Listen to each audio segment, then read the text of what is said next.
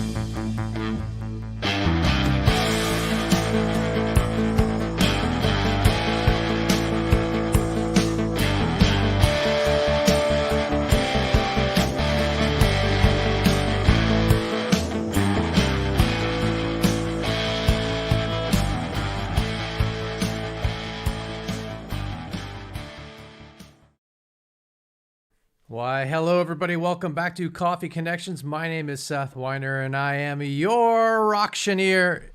It's Thursday. I know, Tuesday I thought it was Thursday. Now it's Thursday, and I know it's Thursday, but I can't tell you what day of year, or I forget year, like month it is, because I swear on Monday it was 20 degrees, and right now it's like 70, which is awesome. Not complaining. Folks, we got a great show in store for you tonight, today, this afternoon, whenever you're really watching it.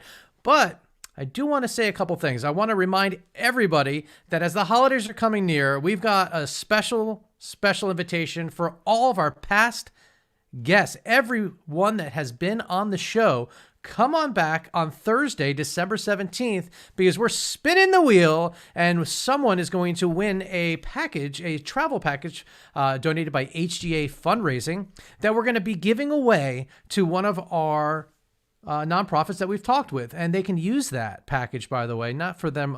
It's not a vacation package for them. It's something they can use to auction off or to do anything with, as long as it raises them funds. So we want to give back to those who have given us their time and shared in all the wonderful work they're doing. Next up, though, we next week on Tuesday the 15th, Career Up Now, Bradley Cook. I mentioned that it's the 17th, the Jewish Federation, and we close the year off with Ladies of Favor on Tuesday the 22nd.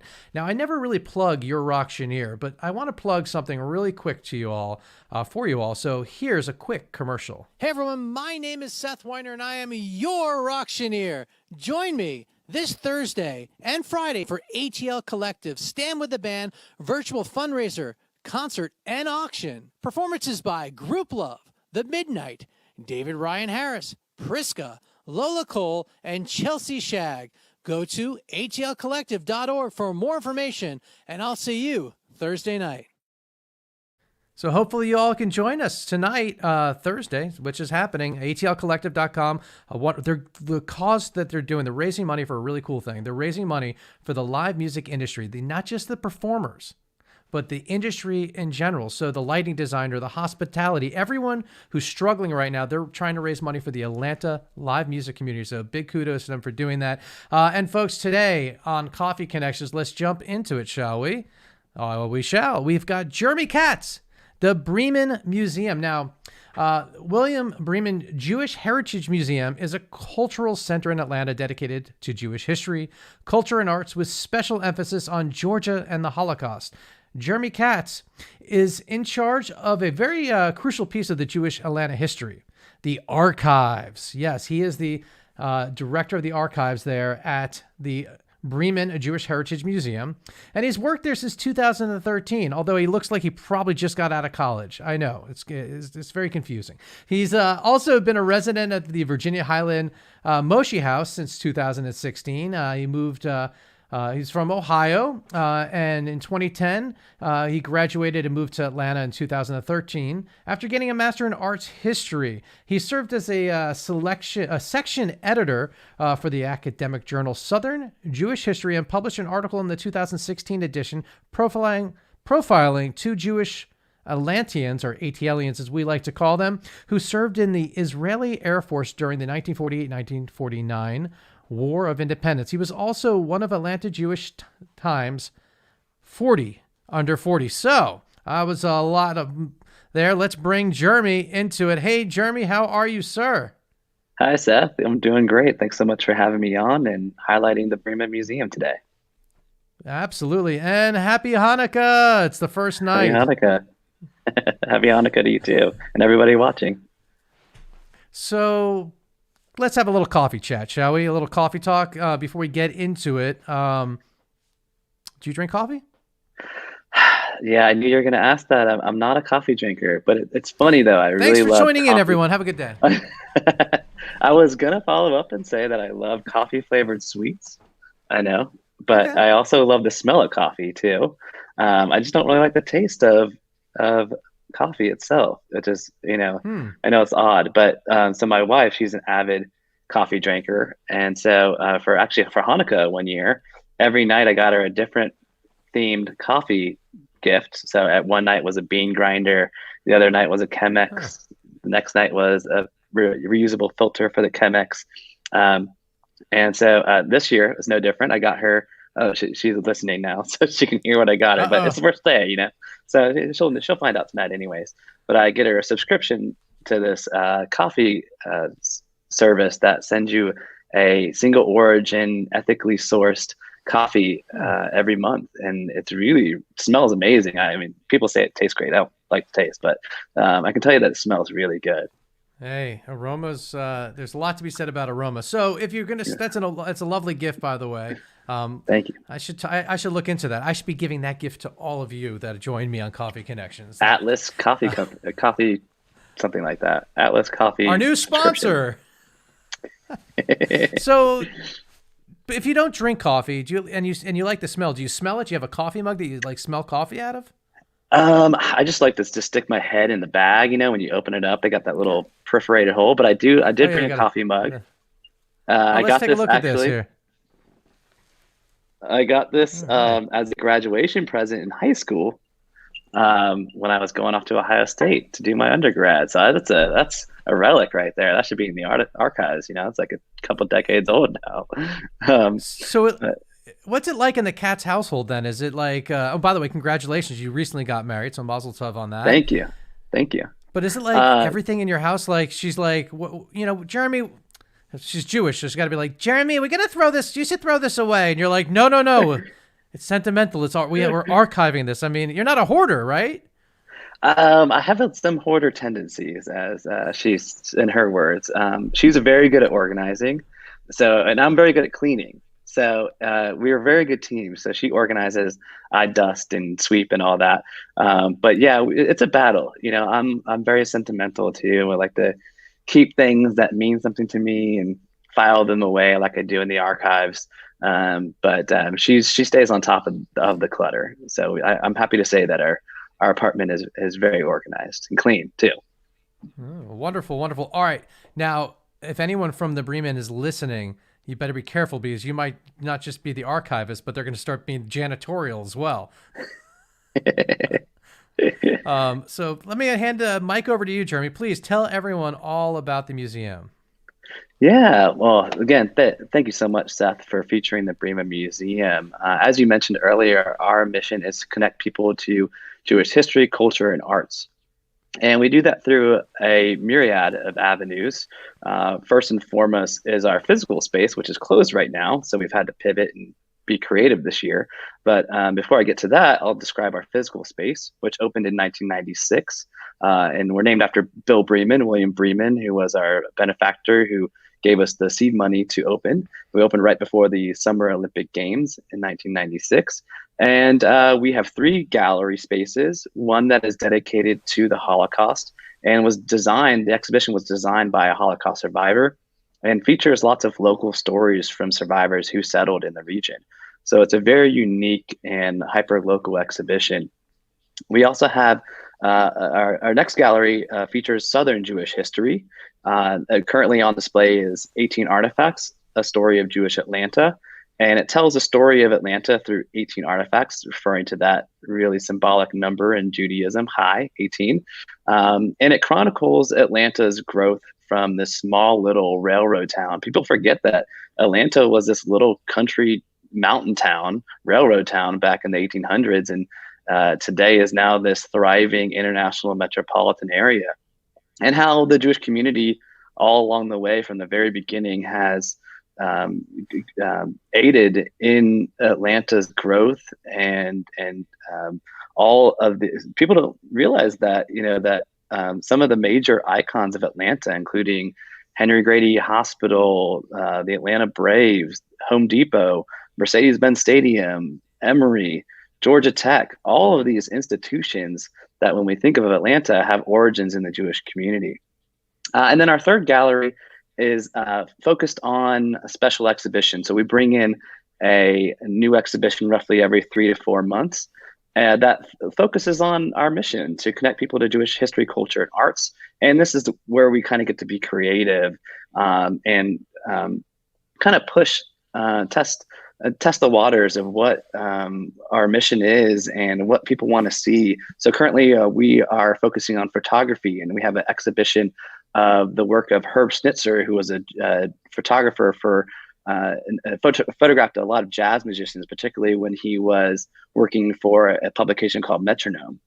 And so we have original images that he took of Miles Davis and Louis Armstrong on our walls right now. And because of the pandemic, we actually turned that into a virtual exhibition. So if you go to our website, you can actually explore that exhibition as if you were there in person.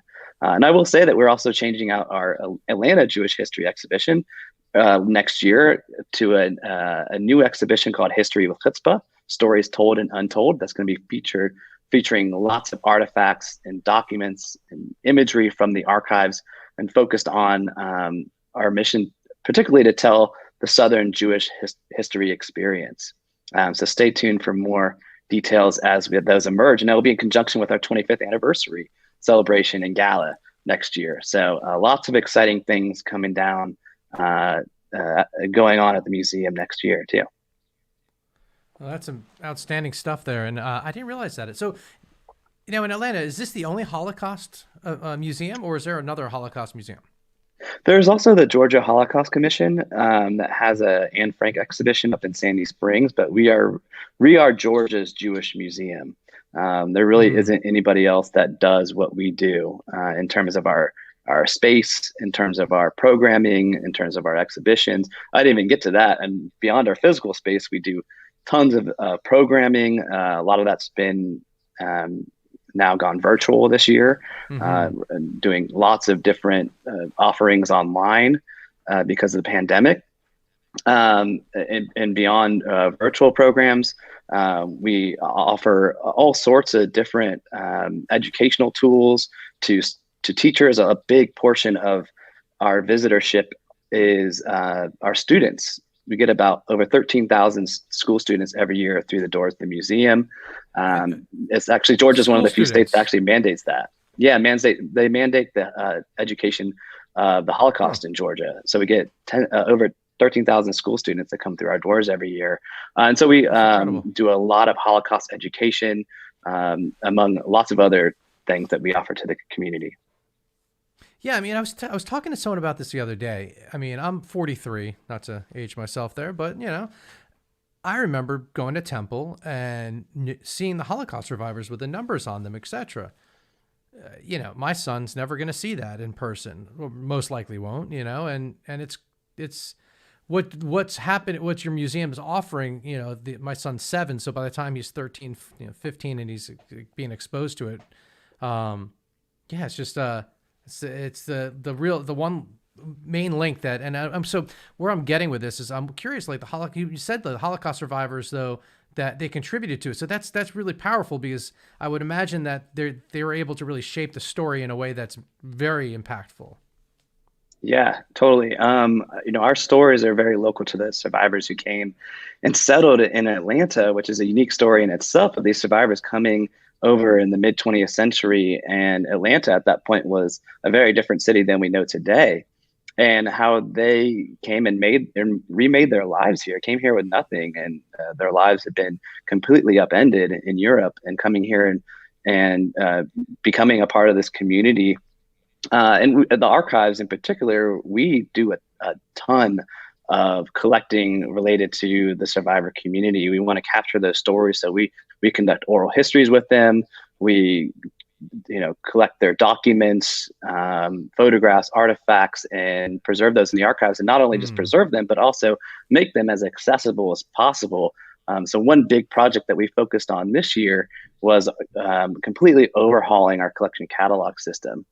Our system was decades old and it was really in need of an overhaul. And we were very fortunate to get a grant from the Breman Foundation late last year to overhaul it to a brand new system that puts us on the same playing field as the likes of Yale and Georgia Tech and of these leading archival institutions across the country. Hmm. And so it actually worked out great because this year has been so challenging. We haven't been able to really be in the museum and the archives as much as we really usually are.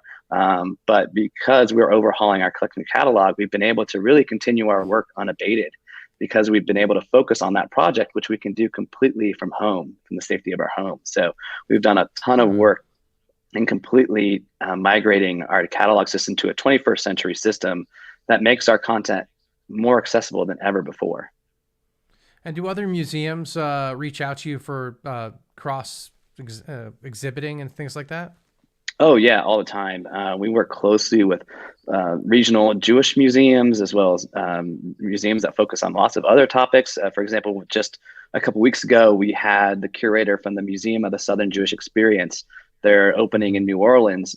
They're supposed to open this fall, but they're opening early next year because of the pandemic. And they came to the museum a couple weeks ago and picked up some artifacts that were lending them from the archives to go on display in their museum when they open in a few months. So we work closely with other institutions to travel exhibitions between institutions, to lend them objects for their exhibitions, to share our resources. Another great thing about this collection catalog system that we're migrating to is that it can be easily shared with other institutions. So we're going to be a part of the first ever statewide harvest of what's called Archive Space is the collection management system. We're going to be a part of the first ever statewide Archive Space harvest by the Digital Library of Georgia. So we'll really amplify what we're doing by migrating to these new systems that can sync with other institutions. So in a way, let's be real, right? Like 2020 gave us all this pause and you were able to pounce on that pause and get caught up on your archiving, right? Exactly. Yeah, it's provided some unique opportunities, some silver lining. The archives also does a ton of in-person programming, which we had to cancel a number of programs because of that. But we've actually pivoted to offering virtual programs, and we've seen another silver lining there, where we're reaching hundreds of people that we wouldn't have reached otherwise, and had some really significant programs. We had a program last week that had over 600 people on it. Which would never really happen. We don't have the capacity to host that many people at the museum itself. So there's definitely some silver linings to the pandemic, and we're trying to pivot. And what's the saying? Never let a good crisis go to waste. So I'm thinking here, like, with an organization such as yourself and the opportunity to go all that you just said. Now that you've gone virtual, do you go back? I mean, yes, you go back, but do you keep virtual with you? I mean, is it like now that people are you gonna the exhibits? Are you gonna continue going virtual with them? Yeah, I think that I heard the other day that this really kind of advanced organizations and technology by about a decade. The pandemic really brought on this huge change in the industry, and I think that there always will be virtual experiences offered in much greater capacity than there was prior to the pandemic. But I think people still want that in-person experience. I mean, that is, you can't really replace that in-person experience where, we go to one of our biggest series was called Historic Jewish Atlanta Tours, and they would sell out within 48 hours. And we go to actual sites where the history occurred, and you can't really replace going to a physical site and walking around and having a guided tour with someone who has really studied the material and giving you this intentional tour, and you're seeing it and you're hearing it and you're all the sensory around that. I don't think you can really replace that. So I'm excited, like many people, for the pandemic to come to an end and be able to return to Yes. that in-person programming. But I think that there is something that we've really found something here that we weren't really didn't have our radar on before the pandemic. I mean, before the pandemic, we were like, why would we do virtual programming when we can do it in person and have that interaction in person?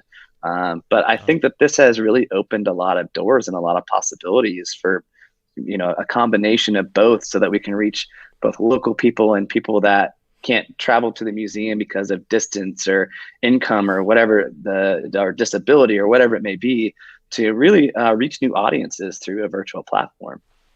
Yeah, and how did last night go? You had Naranana, you had Joe on there, right? Yeah, Joe's been amazing. We partnered with him a lot during this year, and he's such a talented musician. And we always try to partner as much as possible with local organizations. And Naranana has been such a wonderful partner. We've done a lot of partnering with the Southern Jewish Historical Society. That was a program we did last week where we had Alfred Uri as the keynote speaker. He's the author of Driving Miss Daisy. He's the only person to win the Tony Award, the Academy Award, and the Pulitzer Prize. He was incredible. He talked about race and religion in his works.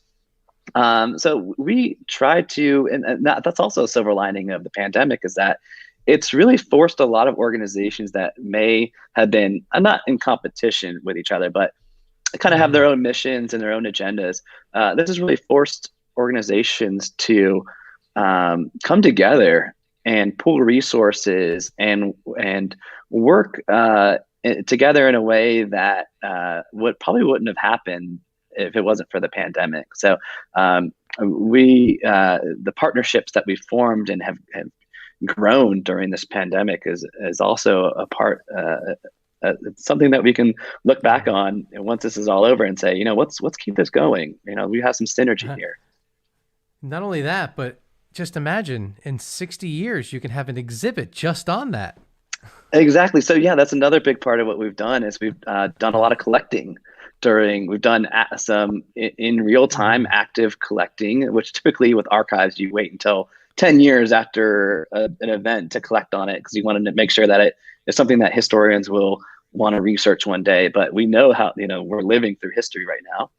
And so we partnered with George Mason University, the Institute for Southern Jewish Life, all of these different institutions around the country, and created this online portal where people can donate directly through this online portal, images, stories, and share that with us so that we can one day tell this story of how members of the Jewish community adapted and tried to survive this in a really unique time in history.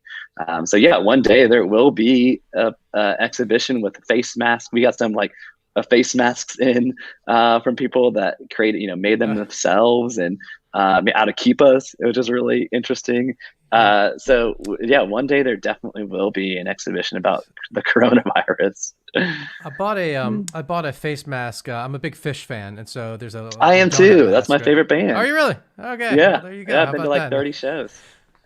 160. But Oh no one's man, yeah, counting. you got me way eclipsed. I wish I'd been to that many. I would get a lot of my white whales. Oh yeah. Oh man. So okay. So I got this fish mask I bought online, and it's the donut mask. Got the donuts. I get yeah. it now. But here's the thing. I swear to you, no one made this mask. It's a yarmulke. It's a kippah. I'm serious. It looks funny as a mask, and I'm like, at any rate, this. So it's too round. It's a real. It's a real kippah, The other thing about I was going to say is during the pandemic, everyone's talking about, everyone's making sourdough bread. I bet if you did a study, this year was the most challahs ever made at home. I mean, every organization had a challah making contest, contest. Sorry, let's do a survey. Virtual lesson. Yeah, we started doing that too. We had a cooking class not that long ago where one of our supporters made some matzah, I forget what it's called. It's it was like caramel covered matzah, and it was one of our Oh, programs. It was yeah. So everybody's gotten in the kitchen and trying to they're focusing inward, instead of outward, and trying to they're better focusing inward themselves. and growing outward. Yeah, yeah, that's true too. Yeah, the quarantine 15. I've been running, so I went the opposite direction, but That's good. it's not the easiest thing. Yeah. I guess you're eating in more, I guess, hopefully, so it's healthier. You're not Oh eating yeah. out as much, maybe. Well, yeah, that's a big part of it. I also, like a lot of folks, I decided to cut back on just eating meat and just cutting back on how I eat and what I put in. But That's great. that's not why we're here. We're here to talk about the museum. One of the questions I have is about fundraising. It costs money to keep this going, and you're a nonprofit organization. Where do you raise money? Is it individual donors? Is it you mentioned the foundation? So where's most Yeah. of your funding come? Yeah, a big chunk of our funding. So we have an operating budget about 1.7 million. A big chunk of that Whoa. comes from foundations, from our membership. Membership is a huge chunk of our operating budget. So thank you to all the people that support the museum through their memberships. And this has been a challenging year because our doors are closed, but we're still trying to offer as many benefits to our members as possible. And our members have responded tremendously in renewing their support, even during a very challenging year. So thank you so much to all of our members out there. We also get another challenging part of this year is our visitorship. We Right. charge admission to the museum. We charge for different programs, to attend different programs. And so, all of our virtual programs have been free, because Oh, that's everybody nice else of is that. making Okay. it free. Yeah, we're looking into monetizing it, but Well, are people all of donating them. though when they come? Yeah, so we do a lot of pushing for donations with follow up emails and during programs. Hmm. So we have had success there. That has been a challenge this year, but the foundations have been incredibly supportive. Federation has also been incredibly supportive, and they've also been stretched thin because they're also giving to, Right. talking about the Jewish federations. They're giving to the aged home for the William Breman Jewish home, which is obviously a high priority in housing people that are high risk for COVID. And so they've been tremendously supportive of the community and of the museum. So it's a lot of different avenues and streams that we get funding Hmm. in. But yeah, obviously this year has been a challenge because we don't have that visitorship. Our members aren't getting as many benefits as they normally get. But luckily, the foundations and the grants have been tremendous in terms of the support this year.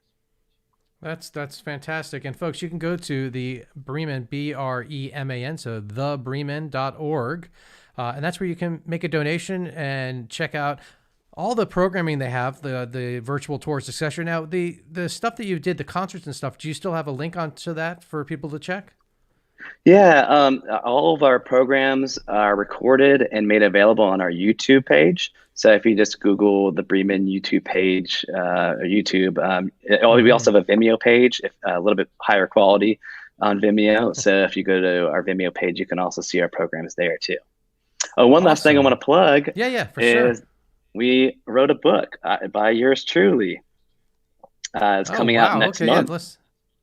Yeah, and it's written by me and a team of committee members that help me vet everything. It features it's published by Arcadia Publishing, and it'll be out January 25th next year. And so it features 200 images from the vast Uh-huh. majority of which come from the archives, and they document Jewish life in Atlanta from the very beginning until today, just before the pandemic, really, till 2020. So get your That's copy incredible. today. All the authors' royalties go to support the Bremen Museum. So another revenue stream if you want to support the museum. Pre-sale begins soon, and you'll be able to get your copy on January 25th And where are they going to put it? On their coffee table. on their coffee table, and they can read it while they drink their coffee and watch Coffee That's right. Connections. So that's fantastic. Congratulations on that. That's Thank super you. exciting. And where did you before we close things out here, just out of curiosity, where did you get the drive be an archivist, to dig into all that? Yeah, it's a great question. I kind of fell into the field, in all honesty. I was a undergrad at Ohio State studying history. I loved taking history classes. I didn't really have an end game. And I hadn't even seen my advisor. So I decided my senior year rolled around. I was like, I probably should go see my advisor. I decided that I really liked history, but I didn't really want to be a teacher. And I didn't want to just read about it in a book. I wanted something more hands-on, more practical. So I took an internship with the local Jewish Historical Society and helped them create an exhibition about Jewish life in Central Ohio. And my job was to research all the artifacts that they had collected and create the labels to go into the exhibition. And I absolutely loved that. And then when I was home for the high holidays, I was at synagogue and I ran into my history teacher who was a member of the synagogue. And he told me I told him that I love, this idea of going and working in museums or archives. And he told me about a program, graduate program at Wright State University in my hometown of Dayton, Ohio. So I went and met with the director of the program. We hit it off. And at the end of our meeting, she says, do you want to hold an original print of the first flight? So they had all the Wright brothers papers in the special collections archives. So I went into the vault and held an original print of the first flight. And from that moment on, I knew I wanted to be an archivist. That's awesome. So they had the rights to the rights. They had the rights to the rights. Yeah. That's really cool. It was such cool stuff. It was such cool stuff. Yeah, but I would be afraid to touch it. I'd be like, I don't want. I'm like, the oils. It was like all in cellophane. I don't want to be. It was all covered and like it was out of a vault, like out of literally a bank vault. They have so much cool stuff related to the Wright brothers. I mean, they have like their medals that they were awarded overseas and all these correspondence and blueprints. And it's really an amazing, amazing archive there. Yeah. And let's be real also, like we think we're so advanced and stuff, and we are, but it wasn't that long ago. In retrospect to so many other things, it was really not that long ago. It really wasn't that long ago when they were just learning how to take flight, and look at where we are now. Landed on the moon.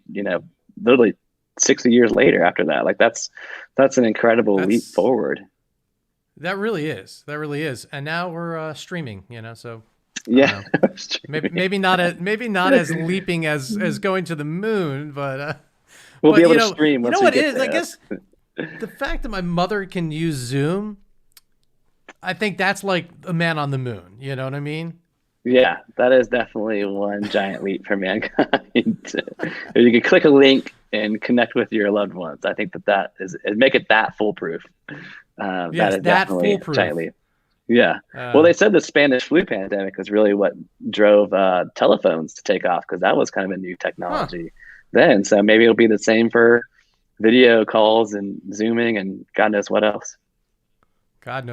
Well, I want to thank you so much for your time. It's been a pleasure talking with you folks. I want to encourage you again, please visit the website, thebreman.org, and consider making a donation while there and checking out all the information. And bring your kids when the museum opens back up. Bring your family, bring your kids. I look forward to coming out there and seeing some exhibits. I wasn't aware of you all until recently, so bad on me, but good on you for being there. And I look forward to checking it out. So thank you. Have a wonderful Hanukkah with your newly wife, and we'll see everyone again on Thursday. Oh, wait a second. I'm rushing out of here. Before we go, yes, the year's ending, but guess what? You get to recommend one of our future guests. And being an Atlanta nonprofit, is there someone that you'd like to recommend to be on Coffee Connections? Yeah, definitely. I want to recommend that you talk to Lily Brent. She works for Repair the World, which has a regional office here in Atlanta.